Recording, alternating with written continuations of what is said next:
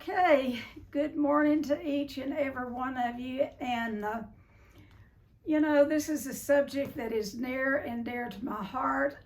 This is why I'm in the business, because not only do I believe that it is, that addictions are dangerous diseases, but they also affect the family. But the good news is everyone can recover.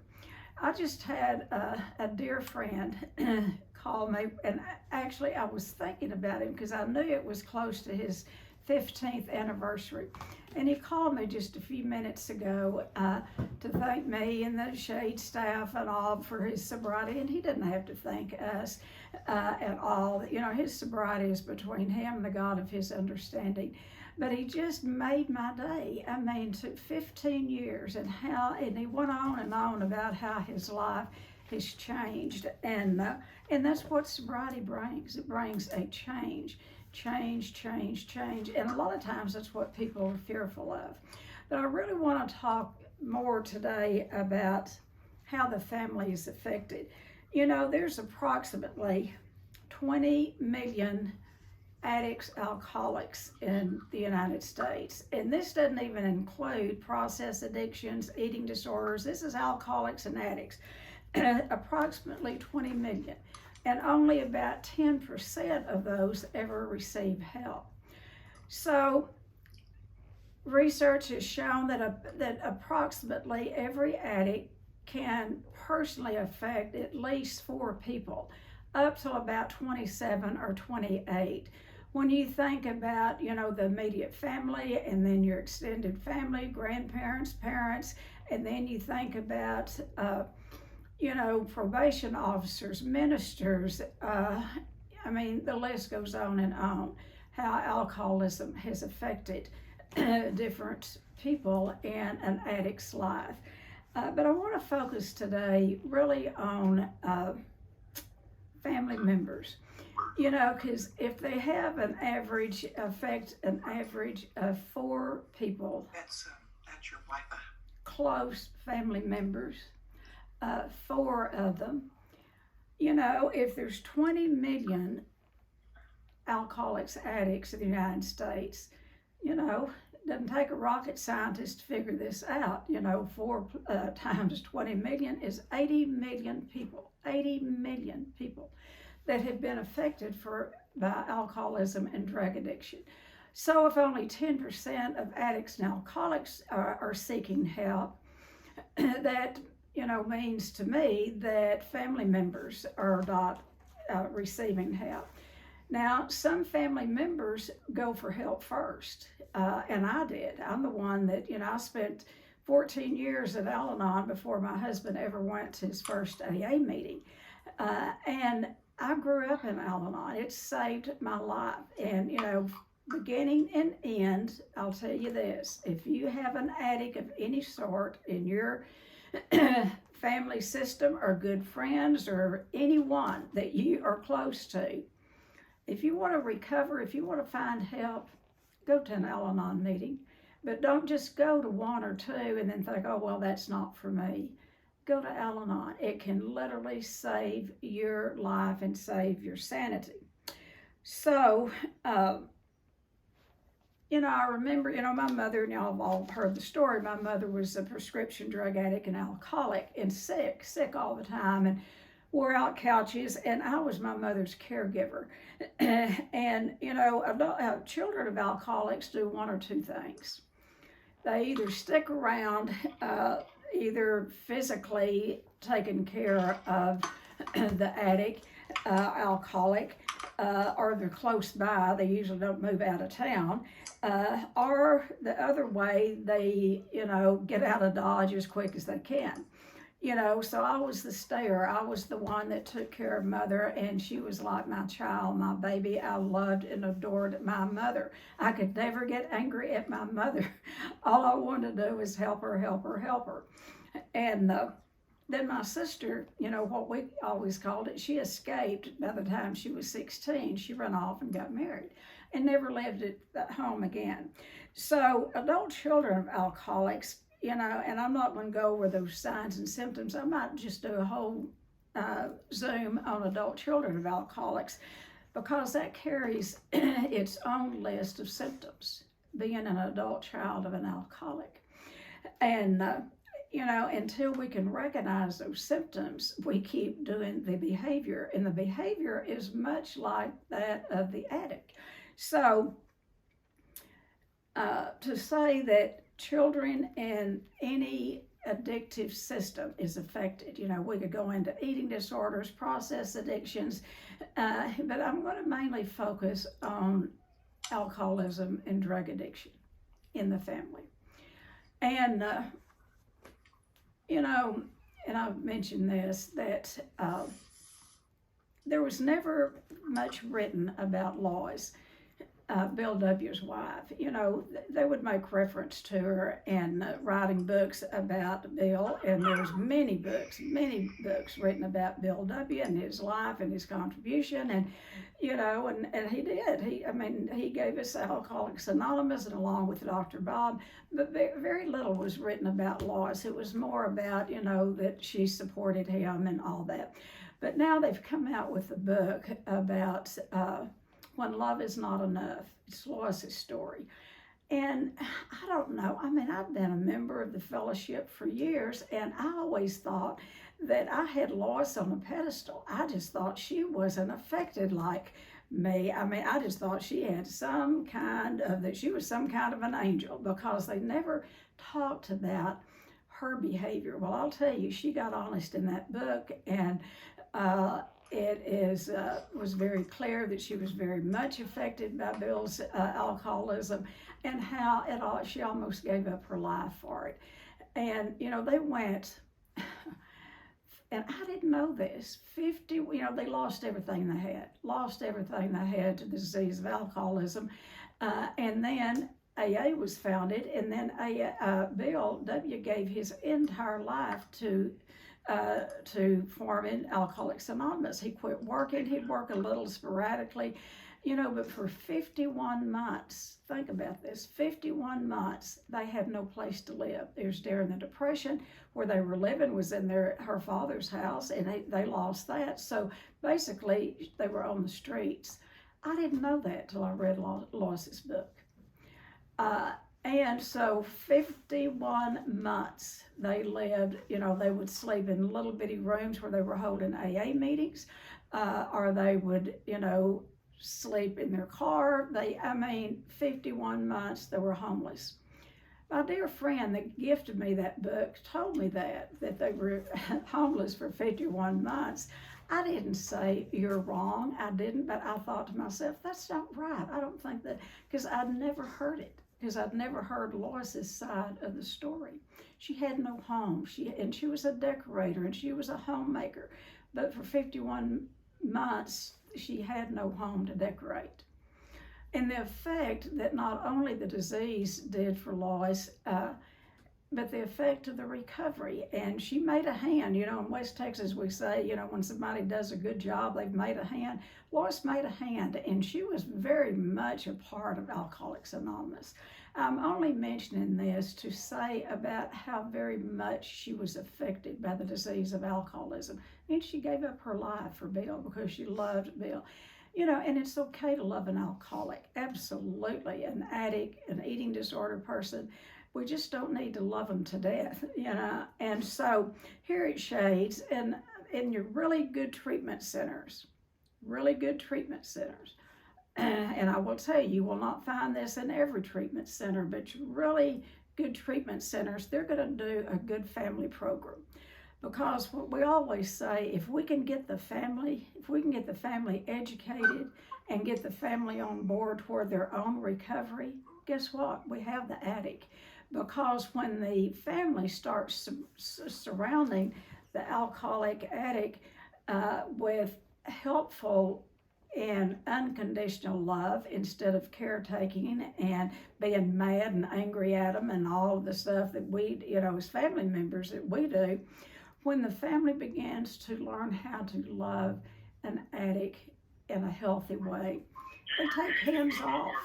They take hands off of the addict. And now it doesn't mean that we desert them. We love them, and it's okay to help an alcoholic and an addict. one of the best things, we always, RL and I always told our kids, because we knew we were going to have addict children. How could we not? They had 2 addict parents. And what we've always told our kids, we will pay for any kind of counseling. We will pay for you to go to treatment. We'll pay for halfway houses, and we'll give you a couple of months' rent and groceries out of the halfway house till you find a job and get on your own feet. And then you're on your own. And that's what we've done, and we'll continue to do it if the case arises, because now we have grandchildren and great-grandchildren. And that's what we do. But I've never had one to live in my home and will not. Now, I say will not. If their health gets really bad, that's other than alcoholism, I might change that. But they've never lived in our home. And it doesn't mean that we didn't care and love them a lot. So the family, and I've got some really smart people on here that know this as much, if not more than I do. But I want to kind of give you a little list of, and alcoholism is generational. And I think about grandparents. We love and adore our children, but there's something about a grandchild.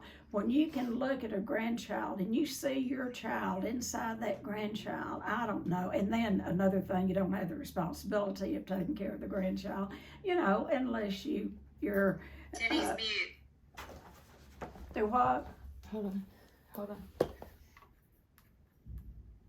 Okay, go ahead. Everybody unmuted? Yeah. Okay. So, You're talking about it's generational. Alcoholism is generational. And because it very much has a component of hereditary. And as much education as all of us in the field, pioneers in the field, have done to educate the general public about alcoholism, there's still something in there about a moral issue. We still, I don't think people still talk about it as the disease it is, like you'd warn your children about heart disease that runs in the family, or diabetes, or any other, family disease that has, but still people have that shame to talk much about alcoholism, and heaven forbid to confront anybody, and the most kind thing that families can do for an addict is to do an intervention, or to at least start a conversation about it, to talk about that elephant in the living room. But I do want to talk about how the family is affected, and I want to give you some dysfunctional. And when people are, and this is hurting, this is how people hurt family members when they're in the disease, when they're, love an addict, particularly when the addict's not in recovery. And a lot of times, I will tell you this, once the alcoholic addict gets in recovery, I'll tell you, if you don't bring that family along, see, abnormal becomes normal. Alcoholism has balanced out the system. And so when one person starts getting better, it gets that system off kilter. And if the family doesn't get some help themselves, they will be, they'll say, oh, I just support you. I'll do anything except go to Al-Anon, but they'll say things, I'll support you. But then when you miss, holidays because you've got an event, in your recovery group, or what will happen many times if the family's not brought along in the journey, they get jealous of the program, they get jealous of the addict's sobriety as much as they want them to be sober. And when my husband sobered up, I was already a counselor, I was already teaching this stuff, I'd been in Al-Anon for years, and I knew better, but that those people at AA, they were my people, and I went every day to open AA meetings in Al-Anon. Well, when he came on the scene, he was a new member, and people flocked to him, and they loved him, and those women, alcoholic women, would just go up and hug him. And I'll tell you, I got jealous. Now, I knew what was happening. I knew.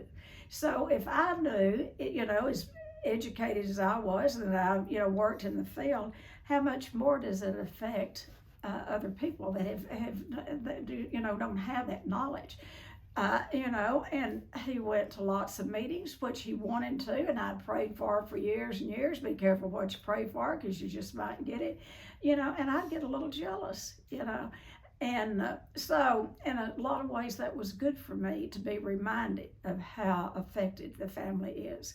And go back to Lois, as much as Lois wanted Bill to sober up, he brought them into their house. I mean, they're drunks, and they tried to sober up everyone. And, one night he was leaving to go meet his guys. They were meeting, and I've been to that meeting, that room where they started. But anyway, he was going to a meeting, and Lois was trying to talk to him. And finally, she took off her high-heeled shoe and threw it at him. And she said, "Damn you and your AA buddies, damn you."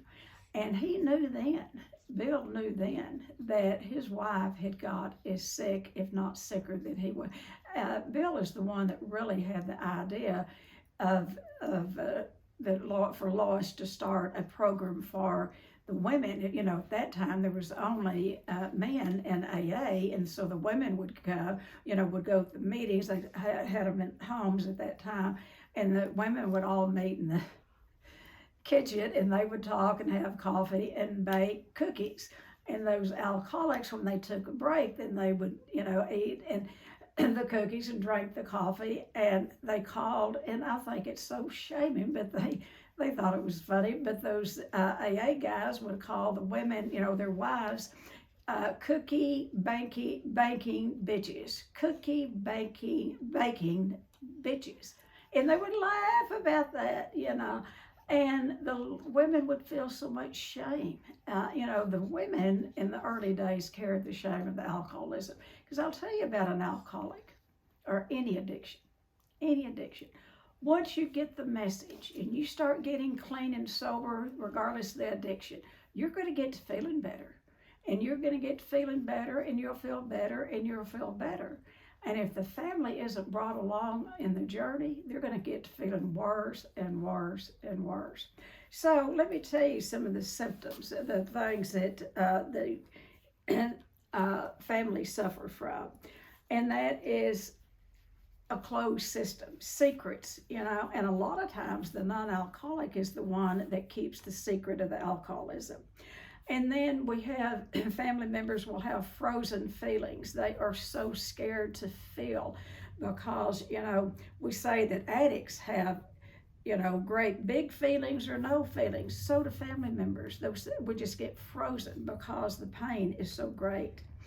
And the thing about it is the family, most of the time, they have no boundaries, particularly around the alcoholic or the eating disorder person. They have no boundaries. Emotional boundaries, physical boundaries, sexual boundaries, no boundaries. A lot of couples will, that if the man's the alcoholic, they'll come in, they'll holler and scream and cuss and fuss, and then have what we call make-up sex. And then the kids will get up the next morning, the couple will be in a good mood, but the kids will wonder, why were they hollering and screaming last night? The children in the beds of alcoholic homes, they lay in there and they hear what's happening. And most children then think it's something about them that they've done.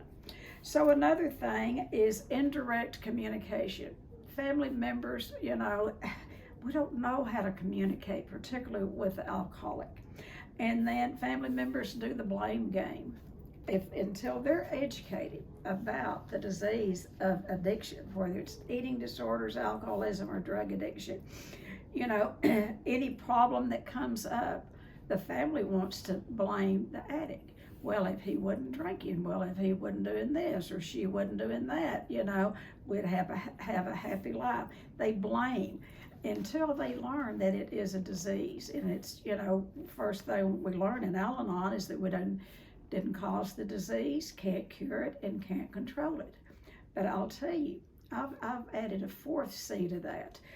Family members can contribute to the disease and how we contribute to it is taking charge of the disease instead of giving it back to the addict. Okay, and so family members live in denial and delusion. Well, she's probably not really, no, she's probably not an alcoholic. She just gets drunk on holidays or, anyway, they live in denial and delusion. And denial is don't even know I'm lying. When we're denying something, we don't realize we're actually lying about it. We just don't, one thing we don't want to admit about the disease. And so there are rigid rules in alcoholic families, very rigid rules, or no rules, and lots of chaos, all or nothing.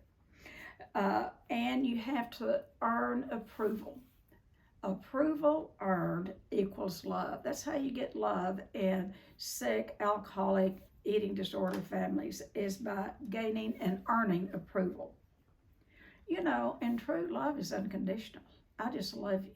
I love you. And the first time I could go up and say that to my husband, while I was in Al-Anon, when I could go up to him when he was drunk and put my arms around him and say, honey, I know you're sick, you have a disease, and I just love you. I'm going to love you regardless of or no matter what. And that's the first time I could do that without being so mean to him and beat him up and all that hard stuff. But anyway, in an alcoholic home, or any, and I keep saying this, any addiction will do, is that there's got to be punishment. Somebody's got to be punished. And then through that, there comes a lot of shame. The family carries the shame of the disease many times. They carry the shame, the embarrassment. I'll give you a little example. My kids were very good in sports. They went to a small school. It's not small anymore, but anyway, they were very good in sports. The McCarty kids were well known. And, we'd go all over this part of the country following them, and, my son in football, but all of them, particularly the girls in basketball. And so we were over at another town years ago, and the two older girls were juniors and seniors, and they were playing on the same team. And, there's a huge crowd. And my husband had called and said that he was taking some customers out. But he was going to come on over to the game. They were going out to dinner. And I knew going out to dinner what that meant. And I just said, honey, why don't you just stay home and we'll be, because it's, it'll be later. But anyway, he came out there. He came, and it's about 65 miles from where we lived. And he came into that basketball gym. And I don't know if it was obvious to everyone, but it was very obvious to me how drunk he was. And, people would look over there, and he was kind of dressed up because he'd gone to dinner, so he looked pretty good. And he was a very quiet man until he drank. And he wasn't quiet that night. He was laughing and wanting to tell those dirty jokes and all. And you talk about shame. I had so much shame come over me.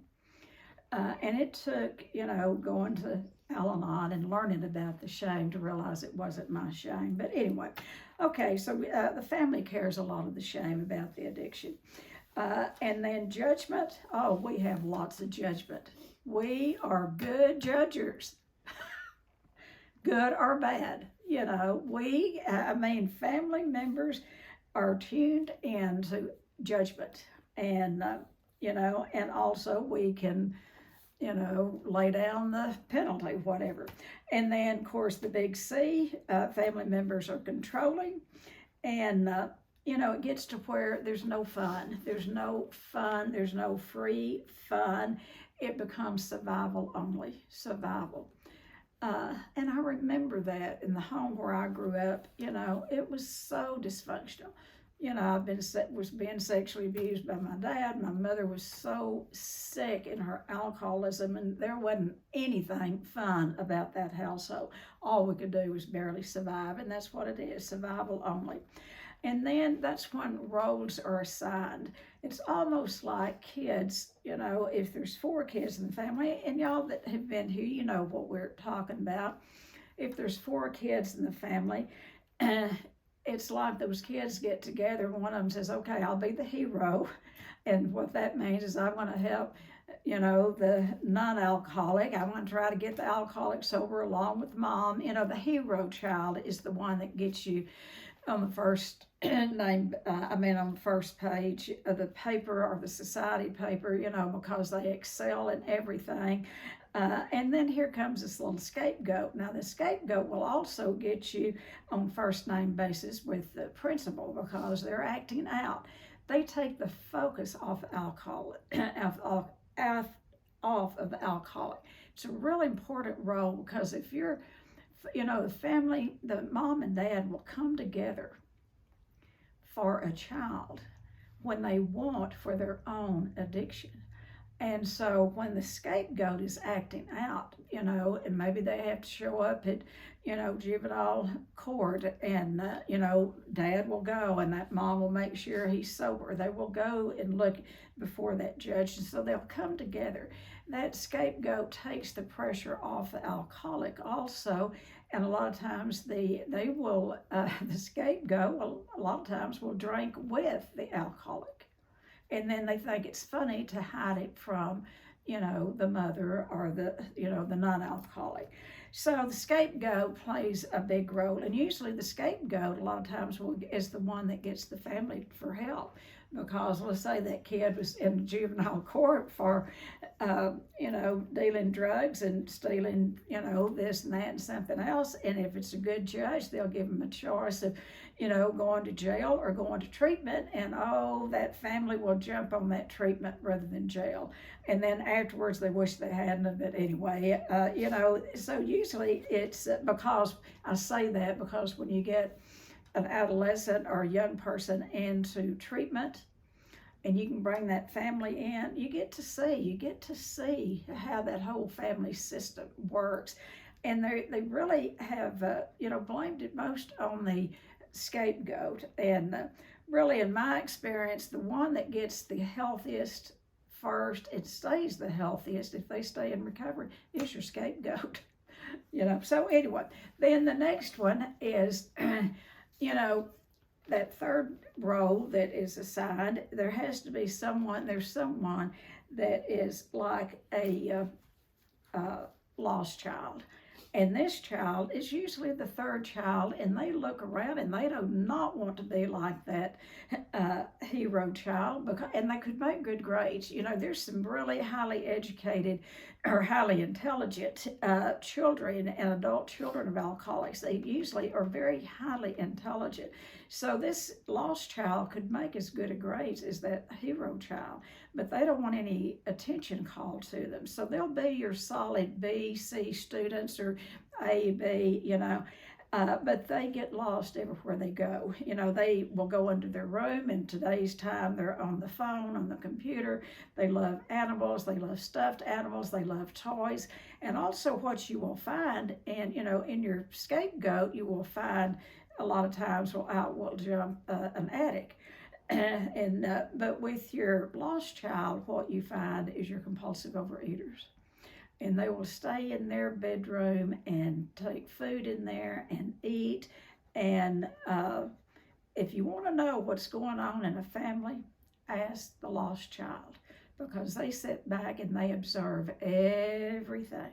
And no one would ever think to ask the lost child what's going on. And so they don't give out the information.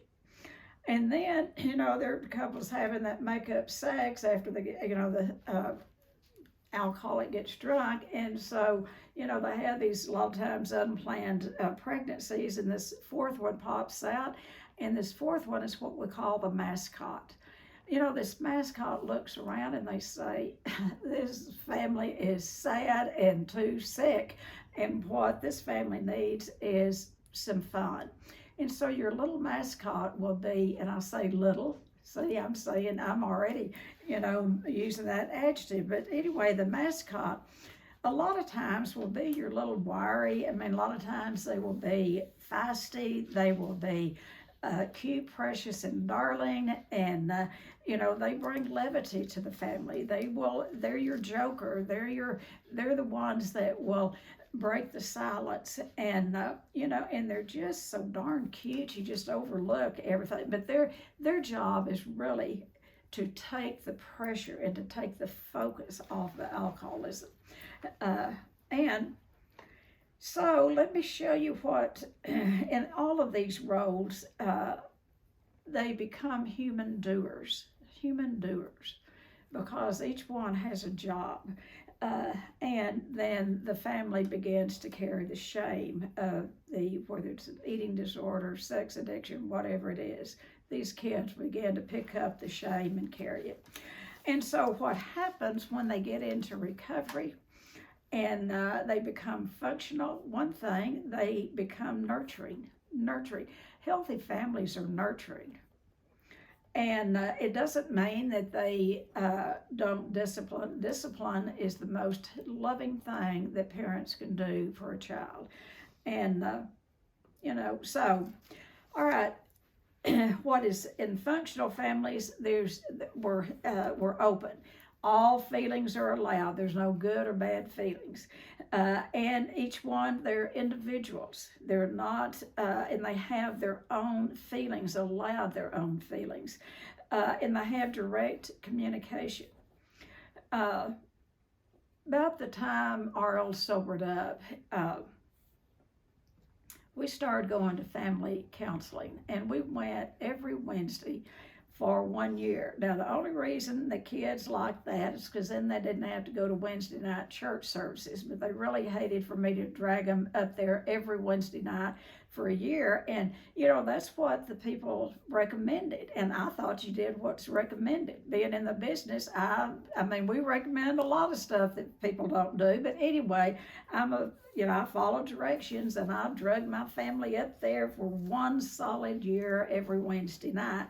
But they did learn something. And one of the things that, they taught us all about was having their own feelings. And so and I'm sure it was Karen, my oldest daughter, one time one of the kids put a list. They had given us a list of the different types of feelings. And so one of us put it on a refrigerator door, and we'd all practiced using those different feelings and saying them out loud without hollering and screaming or crying or kissing each other out or something. And so kids love direction. Kids love it. Now they'll fight you tooth and toenail, but don't ever think they don't like direction and healthy discipline. And that doesn't mean beating them. My generation, and I hate to say this, but I spank my kids. And I told you the other day, I've never felt good about spanking them, because I'd usually be spanking them for hitting each other, for fighting each other, I don't believe in spanking children today. I don't. I think it's a lazy way to discipline children. To really discipline children, it takes a lot of time, attention, and direction. So I'll get off of that. And then in healthy families, truth is encouraged. Now, a lot of times that has to be worked on, because everyone has been taught to lie. In my 30s, when I lived in Abilene, Texas, and I had been away from home since I was 19 years old, if something came up that I didn't want to do, and I lived 165 miles from my mother, but if something came up that I didn't want to do, I would lie and say, well, my mother's sick. I've got to go see about my mother. Well, I knew she was sick, and I knew I wouldn't be getting a call, but I would lie. And I was taught to lie. Most children are taught to lie in active alcoholism. So in recovery, truth is encouraged. People can tell the truth regardless of what it is. And then there's guidelines, but yet flexibility within those guidelines. Then from West Texas, I say encourage parents, to raise your children like you do like a rancher raises calves. What you do, you take those calves off of their mama, pretty quick, but they stay on there forever. If they love to be breastfed. Anyway, the rancher will take them off, put them in a grassy field, fence that, and they have everything they need in there, and all their buddies are in there, and they're all little calves running around, and they have maybe a block of salt, fresh water, and they have to supplement the food, to get them all fat for market and all of that. And then that rancher will say, now you can do anything, you have choices, you can do anything you want to within this fence, but do not go out this fence. Do not break this fence down. He'll go out the next morning, and those little calves will have those noses up under the last run of that fence, trying to get 2-3 blades of grass across underneath there. The grass is greener over there. That's what kids do. They will push you to the nth degree, and so, you've got to have some guidelines for them. Build those boundaries, those a fence around them. Tell them what the boundary is. Don't keep moving it. This is what happens. Parents will say, don't do this, and then, they do it, and then you don't follow through, you don't keep your word to them, so you keep moving the guidelines, So have guidelines. If this happens, this is going to be the consequences, but then have some flexibility. I hated for my kids to be grounded. I hated it. There's nothing worse than having a puffed up, angry teenager at home when their friends are out having fun. And every once in a while, I'm guilty. I wanted to get up their little butts out of the house because they were so hateful, and I'd give in, and I'd let them go somewhere before their time was up. But anyway, and a lot of that was because when I grew up, I'd never heard the word yes. It was always no. And I made a decision with my kids, to the best of my ability, I was not going to use the word no. I was going to use yes unless it was dangerous, and I pretty much stuck to that, to use yes with them instead of growing up and, hearing no. But anyway, all righty. So another thing that is essential that happens in functional families, they're nurturing, and they get unconditional acceptance and love. And then you get to where you're not afraid to go tell your parents those secrets, you get that unconditional acceptance. And then what we talked about, discipline, it's just a learning experience. If you don't learn from it, you'll do it again, you'll do it again, you'll do it again. And then tolerance, to learn to have tolerance, to, the only way to offset resentment, self-resentment, and self-pity is, the only way to offset it is love, patience, and tolerance. Love, patience, and tolerance. And when you're coming out of active alcoholism and the family members are worn completely out, they must find some support, and they need tolerance. Family members need tolerance, and they need forgiveness from themselves, because most people who live in alcoholic families, we do things that are not nice to the alcoholic and to others. And so that tolerance, and then that forgiveness. And forgiveness is not forgetting. Forgiveness is about being willing to give up the hurt. When we say, oh, you hurt my feelings, or you hurt me, it's, Eleanor Roosevelt gave us this. She said that no one can hurt our feelings without our permission. When you get your feelings hurt, what has happened is you fail to set a boundary. And that's, boundaries in early sobriety, or in any time you've met, you're in a family system or any kind of system, healthy boundaries. And, but forgiveness, be very clear about how easily you are at getting your feelings hurt, how sensitive you are, and get over yourself. If you've lived in the disease of alcoholism, you are one tough person. And so in recovery, cover your heart and not let people in there to hurt you. Set a healthy boundary. And then at some point there will be forgiveness. But like I said, a lot of times it's not about forgetting, it's about being willing to give up the hurt and the pain. And then functional families, what they do, they care about each other. They really care. They have a deep caring about each other. Not that they do all that caretaking and all that, they wait to be asked, particularly for adult children that are out of the home, they wait to be asked, but just care for each other at a deep level. And then have spontaneous fun. And adult children of alcoholics or people who are raised in addiction, were usually not very fun to be around, right at first. And so we have to learn how to have fun.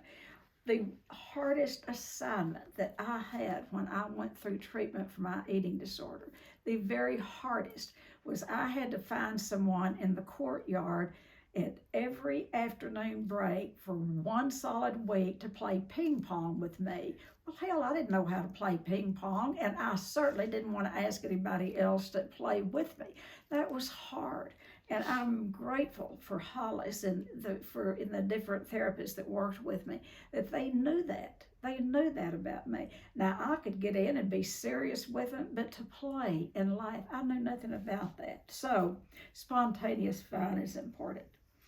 And I love for my girls, every once in a while, they'll call me and they'll say, Mom, we're going on a road trip. And I'll say, where? And they'll say, I don't know. And it'll be a day trip. And they'll surprise me. We'll go somewhere to another little town or something, just a road trip. We all work together. But you know what? We all play together. That could not have happened in 1 trillion years without everyone being in their own recovery. So I treasure those times today of spontaneous fun. And then roles, we get to choose our roles. They're not given to us. They're not assigned to us. And in healthy families, you can be the hero of a morning. You can act out, be a scapegoat and kind of act out a little bit. And then you can, pull off by yourself and have a break and that kind of act like the little lost child and come out and be happy and fun. And, you can choose those behaviors, those roles. You don't have to be stuck in a role. And then, what happens, the opposite of shame is having some humility, knowing that we are all children of God. We are all his kids. And he loves addicts as well as he does family members. But I want to tell you, family members need to get their own help, whether the addict ever recovers or not. My mom lived to be 87 years old and had very few sober days. The only sober days she had would be when I'd, put her in one of those 13 treatment places that I put her in, or state hospitals. That's the only sober time she had. But she lived to be 87. But she didn't live a free life. She had no freedom.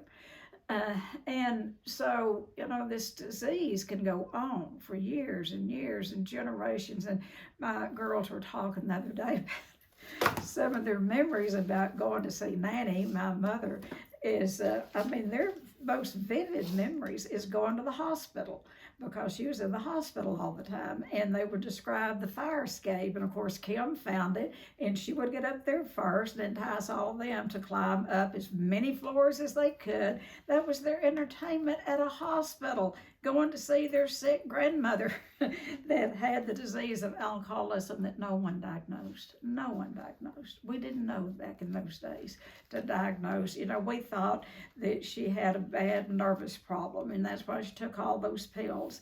And then, alcohol helped the nerve problem a little bit. And so, anyway, family members, please seek help. Please seek help. And then continue. Where's my book? And then continue to seek help. And, about everyone in the world is qualified for Al-Anon. Everyone has somebody, a friend or someone. The only qualification for Al-Anon family group is to have someone that their drinking bothers you. You don't even call them an alcoholic. You just say somebody's drinking bothers me, and so that qualifies you for Al-Anon. So I want to read you today's reading out of the Al-Anon family book, and we'll get people in that are dealing with severe alcoholism, and I'll ask them. I said, "Have you gone to Al-Anon?" "Well, I went 3 or 4 years ago." "And how many times?" You go, "Well, I went a couple of times, but I just don't like sitting around talking about the alcoholic." And I said, "Well, you go to other meetings, because that's not what Al-Anon is. Hardly ever is that, they will talk about the disease of alcoholism, but, Al-Anon is about the family getting help." So I want to read you today's reading. In a tornado, you not only have to look out for the tremendous winds, but also whatever the winds pick up and hurl in your direction. Like a tornado, now listen to this, like a tornado, alcoholism, eating disorders, any addiction often brings along additional problems. Haven't we all been there? Including verbal, physical, and sexual abuse, illness. And I want to stop here. I am not in any way, zero, condoning any form of sexual abuse.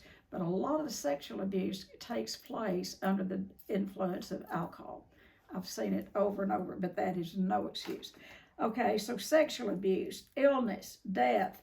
This illness, years ago, before computers and all, how large corporations figured out if they suspected they had an alcoholic working in their corporation, they would go to the medical file of the family. The medical file, and invariably inside those medical files would be large medical files for the spouse of the alcoholic and for the children, particularly if the spouse is a woman. If it's the alcoholic is a man, don't find this as much with the men, but with the women, I think we're taught to be caretakers. I don't know, but anyway, what they would find in those fat, large medical folders of family members' insurance folders would be stress-related illnesses, stomach problems for children, upper respiratory problems, rheumatoid arthritis for the adult. A lot of times they would be on prescription meds themselves for depression. This is the family, this is the alcoholic, and they would have they would break down in stress-related illnesses. So that's how they would a lot of times figure out, or if they suspected someone, they would go to that file. And invariably there'd be a lot of physical problems with the family. Okay, so illness, debt, prison, infidelity, infidelity.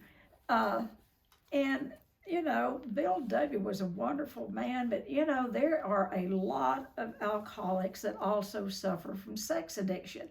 And they're just, they don't talk about it. They do not talk about it in AA, and they need to. And I was glad that in Lois's book, it was talked about. They talked a lot about Bill's infidelity, and that he had a secretary. And I'd always heard this, but now it's in black and white. Get Lois's book and you can read it. And I guess it's still going on. I don't know. But Bill, Bill got the big book. He wrote it, he penned it, that was his, and that's how he made a living, is through the big book, selling the big book of Alcoholics Anonymous. AA did not own it at that time. And so 3 cents out of every big book sold went into a trust fund for his mistress. We must start talking more about sex addiction and other addictions, as well as alcoholism. So infidelity and even death. Some of these problems can be so embarrassing that we don't dare to talk about them. But in an Al-Anon, we learn that we are only as sick as we are secret. Until we let them out into the light, we keep them trapped. Most of us find it best to share our secrets with someone we can trust, someone who understands the disease of alcoholism. No matter how hopeless, different, or ashamed we may feel, there are Al-Anon members who have been through similar crises and are willing to listen and help. So today's reminder, the times I most want to hide out with my secrets are probably the times I most need to reach out and share them with others. I carried a lot of shame about my mother's alcoholism, and then it carried over into my marriage. I had a lot of shame about my husband's alcoholism. And we just do stupid things as family members of alcoholics. I'll just tell you this one, and I still can feel the shame of it. I was 19 years old, had just married. Didn't realize how bad I didn't even realize he was an alcoholic. But I'd lost 100 pounds. He didn't know he'd married a fat girl, and I didn't know I'd married a drunk. And so we were both surprised about a week after we'd been married, and I started gaining the weight back. But nevertheless, he was gone. Ariel was a running drunk, and he'd be gone 3 or 4 days at a time. And this is a shaming thing that I did. He was gone for about 3 days, and come Monday morning, he wasn't home yet.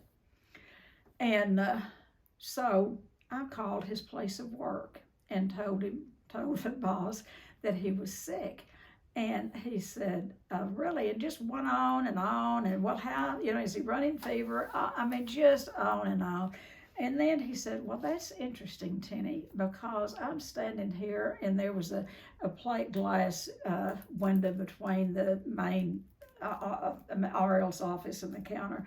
And he said, I'm just seeing Ariel in there at his desk working. And that's the shame that we carry. I had covered up for him because I thought he wouldn't show up for work. And hell, he was there at work. And that's the shame the non-alcoholic carries, and embarrassment. I got to where I couldn't go around, and we own the business. I couldn't go around our place of business for the shame that I carried of my husband's alcoholism. When facing a difficult situation, let me remember that my higher power speaks through other people. I don't have to face it alone. We move from being at the mercy of any problem that comes along to an inner certainty that no matter what happens in our lives, we will be able to face it, deal with it, and learn from it by the help of our higher power and the fellowship. So that's what I have. AA works for the addict.